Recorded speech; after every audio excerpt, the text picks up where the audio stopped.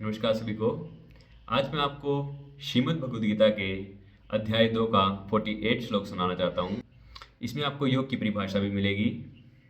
योगस्थः कुरु कर्माणि संगं त्यक्त्वा धनंजय सिद्ध्य सिद्ध्यो समो भूत्वा सम्मत्या योग उच्यते। यानी हे धनंजय, यहाँ पे भगवान श्री कृष्ण अर्जुन को धनंजय कहकर संबोधित करते हैं।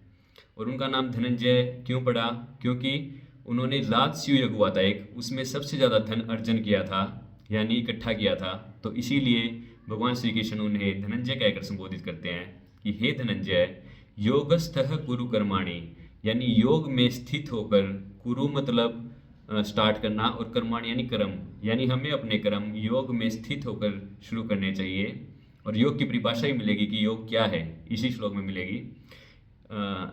संगं त्यक्त्वा धनंजय, यानी संग का त्याग करना चाहिए। संगं त्यक्त्वा धनंजय, अर्जुन को संग का त्याग करने की राह बता रहे हैं। संग यानी आसक्ति का त्याग करना। आसक्ति यानी मोह, यानी हम कोई वस्तु या विषय देख लेते हैं और उसके पीछे पड़ जाते हैं कि हमें ये चाहिए ही चाहिए, तो वो हमारे दिमाग में बिल्कुल चिपक जाता है। जैसे कि कोई फ़ोन देख लिया तो हमें यही चाहिए, तो उस आसक्ति का मोह त्याग करना।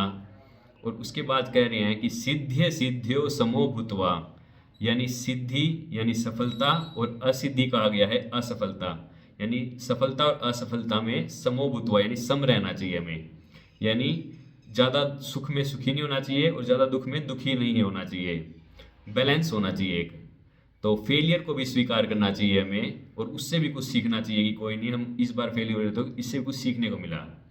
और लास्ट लाइन है समत्य योग उच्यते, यानी सम रहना ही योग है, यानी बैलेंस में रहना ही योग है।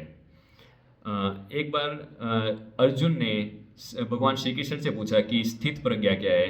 तो भगवान श्री कृष्ण ने स्थित प्रज्ञा के बारे में बताया कि एक स्थिर इंसान के बारे में बताते हुए कहा कि एक स्थिर इंसान को कैसा होना चाहिए।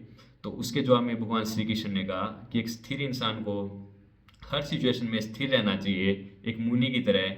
ज़्यादा सुखी में ज़्यादा सुख न हो, ज़्यादा दुखी में ज़्यादा दुख न हो, और लोभ और हानि का ज़्यादा उसके ऊपर असर ना हो।